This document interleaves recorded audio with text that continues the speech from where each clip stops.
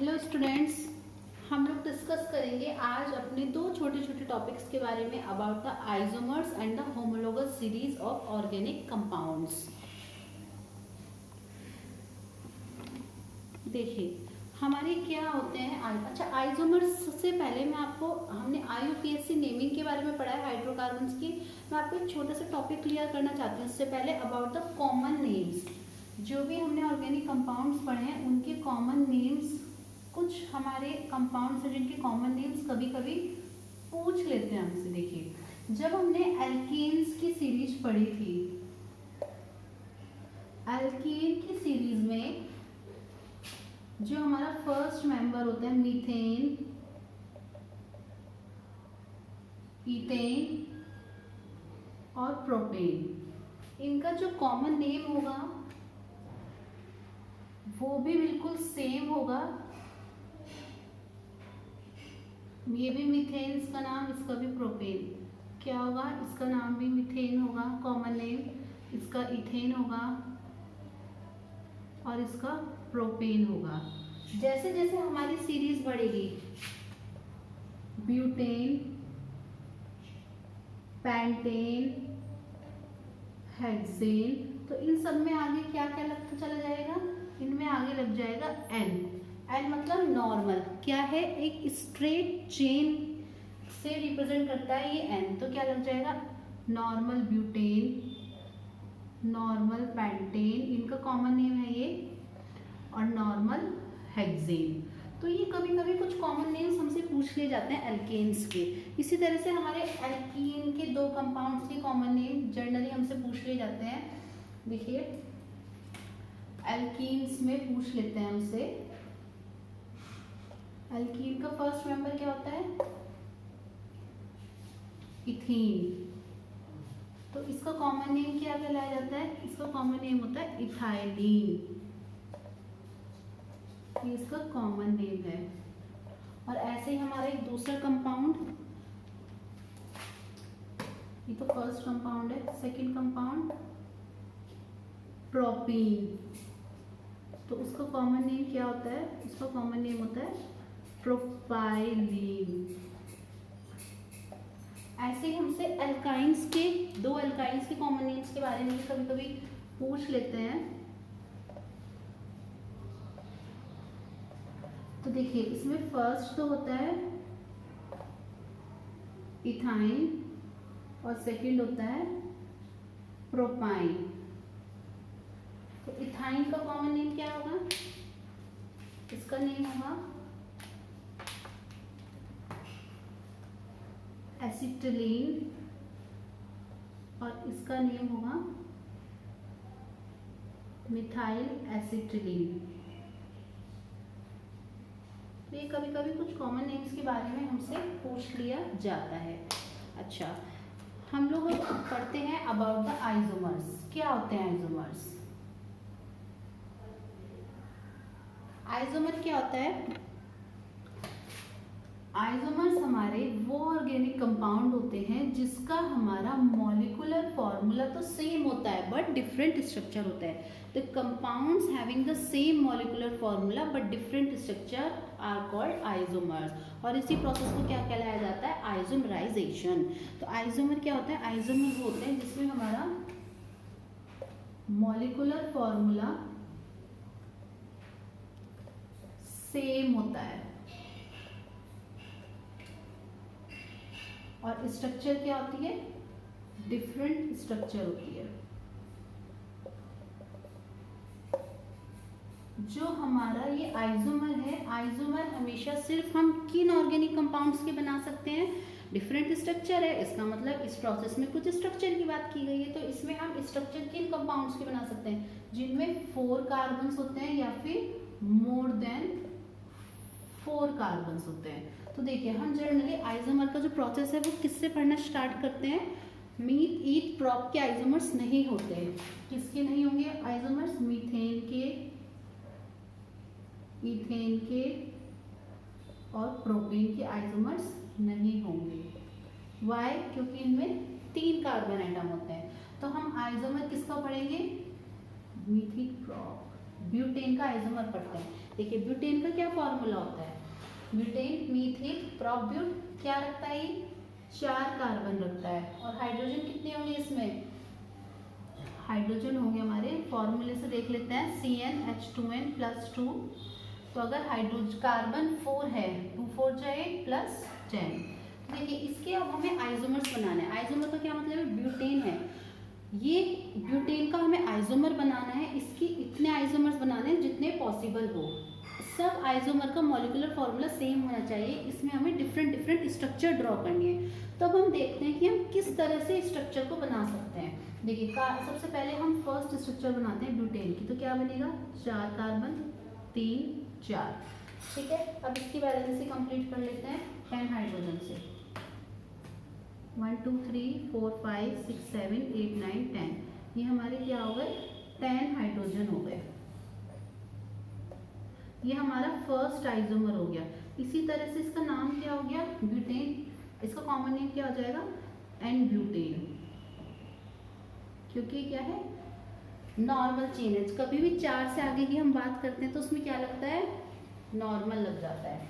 अब इसका दूसरा आइसोमर क्या बना सकते हैं, 3 कार्बन को तो स्ट्रेट रख सकते हैं और 1 कार्बन की क्या कर सकते हैं, ब्रांचिंग कर सकते हैं। तो इस तरह से इसका नेम क्या हो जाएगा, इसका नेम डिफरेंट हो जाएगा। ये अपनी वैलेंसी पूरी कर रहा है हाइड्रोजन के साथ। ये 3 ऑलरेडी बॉन्डेड है, 1 हाइड्रोजन के साथ पूरा जाएगा, इसमें 3 हाइड्रोजन के साथ, और ये हमारा 3 हाइड्रोजन के साथ। तो इसका नाम क्या हो जाएगा, जैसे कि हमने पढ़ा था कि लॉन्गेस्ट चेन सेलेक्ट करनी है तो इसकी नंबरिंग यहाँ से होगी 1 2 3। तो वही 2 सेकेंड पोजीशन पे हमारा कौन सा सब्स्टिट्यूएंट है, सेकेंड पोजीशन पे हमारा मिथाइल सब्स्टिट्यूएंट लगा हुआ है। तो ये क्या हो जाएगा, 2 मिथाइल प्रोपेन इसका नाम हो जाएगा। और इसका कॉमन नेम क्या होगा, जब भी हमारे किसी एक कार्बन पे दूसरा कार्बन ब्रांच करता है तो उसका नाम हो जाता है आइसो। क्या होता है उसका कॉमन नेम, आइसो। मीथिल प्रोब्यूट, तो क्या हो जाएगा इसका कॉमन नेम, आइसोब्यूटेन। तो इस तरह से हमारा जो ब्यूटेन है उसके कितने आइसोमर्स पॉसिबल हैं, 2 possible isomers of butane. Butane के हमारे 2 पॉसिबल आइसोमर्स हम लोग पढ़ते हैं। अब इससे ज़्यादा हम स्ट्रक्चर नहीं बना सकते, क्यों, क्योंकि हमारी 3 कार्बन की चेन स्ट्रेट रहेगी। स्ट्रेट के लिए 3 कार्बन बहुत ज़रूरी होते हैं। सिर्फ ब्रांचिंग 1 कार्बन एक्स्ट्रा है तो हमने उसकी ब्रांचिंग कर दी। अब हम किसका वो पढ़ सकते हैं, ये हमने किसका पढ़ा था, ये हमने पढ़ा था ब्यूटेन। ब्यूटेन के आइसोमर्स कितने बन सकते हैं। अब हम किसके आइसोमर बनाते हैं, पेंटेन के बना के देखते हैं। देखिए पेंटेन के आइसोमर्स बना लेते हैं, देखते हैं कितने आइसोमर्स बनेंगे पेंटेन के।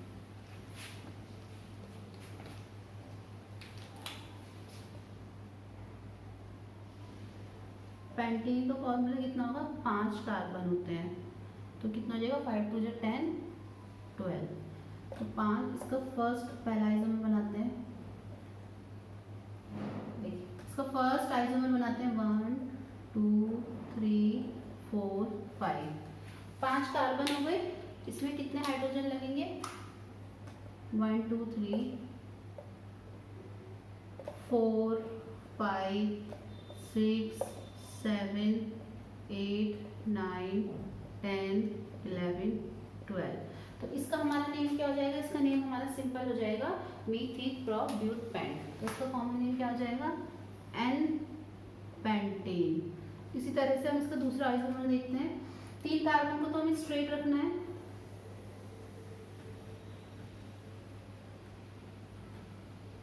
अब हमें इससे 2 कार्बन एक्स्ट्रा है तो हम 4 कार्बन को रख के 1 कार्बन की ब्रांचिंग कर लेते हैं। तो ये क्या है, इसका भी हमारा दूसरा नेम बनेगा।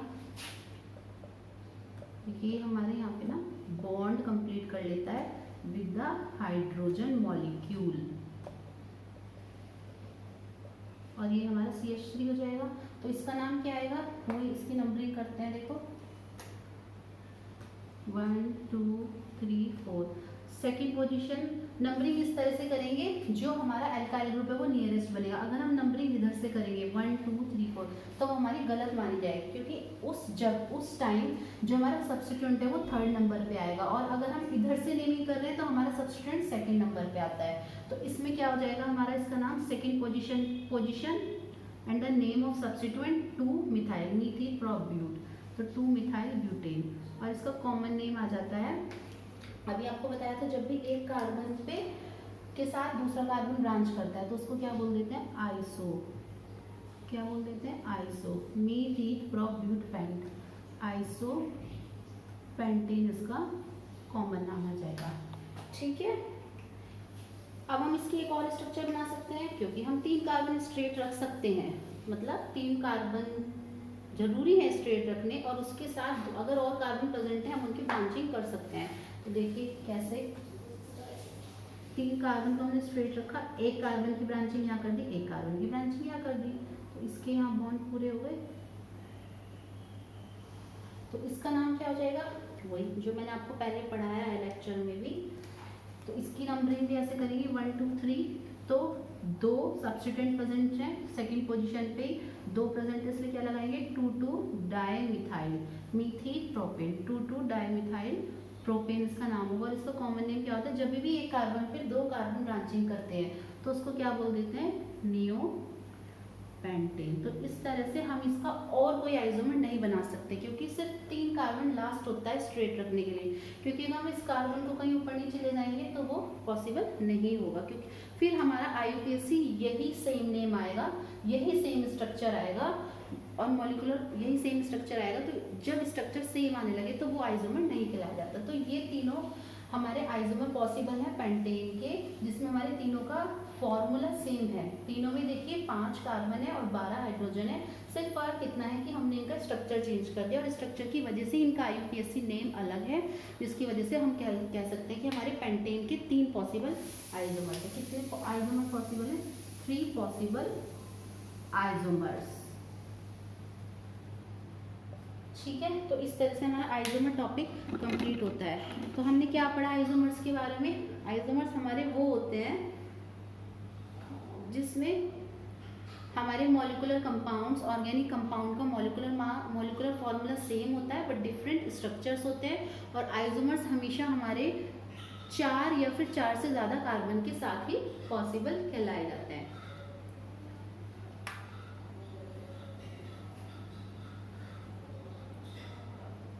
अब हम अपना नेक्स्ट टॉपिक डिस्कस करते हैं अबाउट द होमोलोगस सीरीज। क्या होती है हमारी होमोलोगस सीरीज? देखिए होमोलोगस सीरीज क्या होती है, होमोलोगस सीरीज होती है जैसे हमने हाइड्रोकार्बन्स पढ़े हैं, एल्केन, अल्कीन, एल्काइंस। तो मैं हमेशा बोलती हूँ कि सीरीज एल्केन की सीरीज फर्स्ट कार्बन से शुरू होती है, एल्कीन एल्काइन की सीरीज सेकंड मेंबर से शुरू होती है। तो वो जो सीरीज है वही होमोलोगस सीरीज कहलाई जाती है। देखो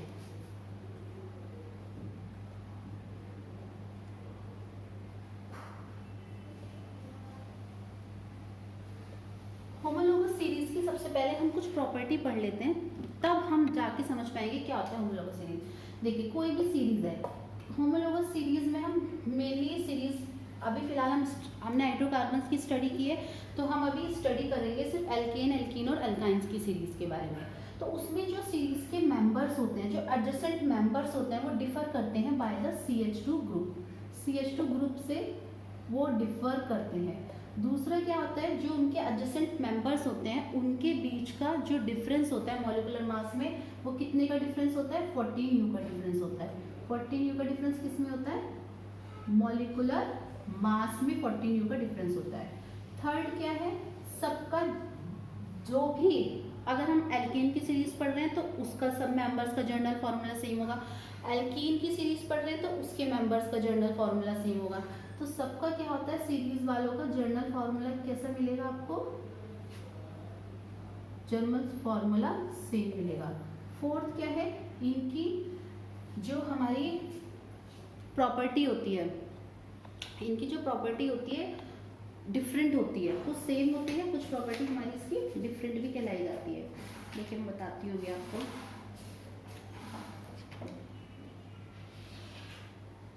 इसमें हमारी केमिकल प्रॉपर्टी सिमिलर होती है, केमिकल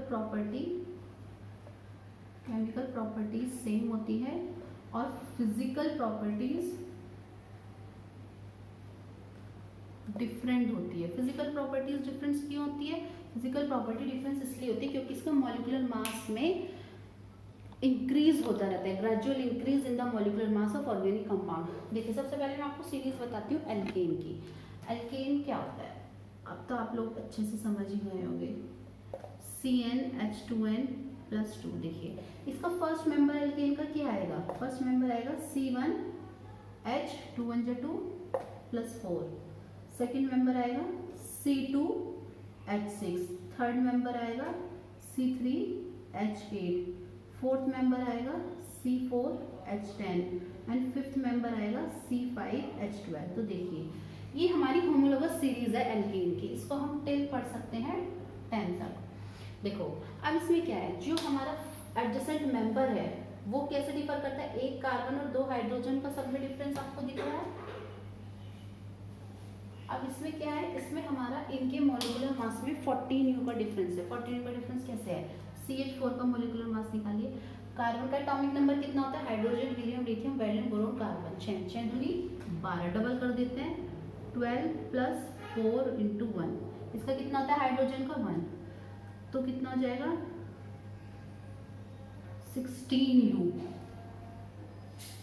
अब इसी तरह से हम C2H6 का निकालें तो कितना हो जाएगा 12 × 2 = 24, 6 × 1 = 6, 30U। और अगर हम 30U को 16U में से माइनस करेंगे तो कितना आ जाएगा 14U। तो यही हमने बताया कि इनके मॉलिक्यूलर मास में कितना डिफरेंस होता है, सबके में 14U का डिफरेंस होता है। इन सबका जनरल फार्मूला सेम है, केमिकल प्रॉपर्टीज सेम है और मॉलिक्यूलर मास जैसे जैसे बढ़ता जाता है इस वजह से इनकी फिजिकल प्रॉपर्टीज में डिफरेंस होता है। तो ये हमारी सीरीज थी एल्कीन की। इसी तरह से हम सीरीज पढ़ते हैं एल्कीन्स की और एल्काइंस की। देखिए हमारी एल्कीन की सीरीज किस तरह से होती है। एल्कीन्स का जनरल फार्मूला होता है CnH2n। तो फर्स्ट मेंबर हमेशा एल्कीन का होमोलोगस सीरीज का फर्स्ट मेंबर होगा हैविंग द 2 कार्बन एटम्स। तो 2 कार्बन होंगे, 2 × 2 = 4, 6, 8, 10, 12। तो देखिए इसमें भी एक कार्बन और 2 हाइड्रोजन का डिफरेंस है। जैसे जैसे हो रहा है, अगर आप इनका मॉलिक्यूलर मास निकालेंगे इसमें भी 14U का डिफरेंस आएगा। जर्नल फॉर्मूला सबका सेम है, केमिकल प्रॉपर्टीज सेम है और जैसे जैसे मॉलिक्यूलर मास इंक्रीज हो रहा है इसी वजह से इसकी फिजिकल प्रॉपर्टी डिफर होती है। तो ये हमारी होमोलोगस सीरीज किसकी हो गई, एल्कीन्स की। इसी तरह से हम अपनी एल्काइंस की होमोलोगस सीरीज को स्टडी करते हैं।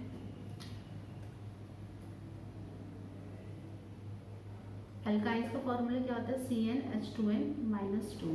तो एल्काइंस की भी होमोलोगस सीरीज का फर्स्ट मेंबर होता है having the 2 carbon atoms. C2H कितना होगा, 2 × 2 = 4, -2 2, C3H4, 3 × 2 = 6, -2 4, C4H6, C5H8 and C6H10। तो इसमें भी देखिए CH2 का डिफरेंस है और जैसे जैसे वो बढ़ रहा है 14U मॉलिक्यूलर मास का डिफरेंस है, having the same chemical properties different physical property due to increase in the gradual molecular mass of the organic compound.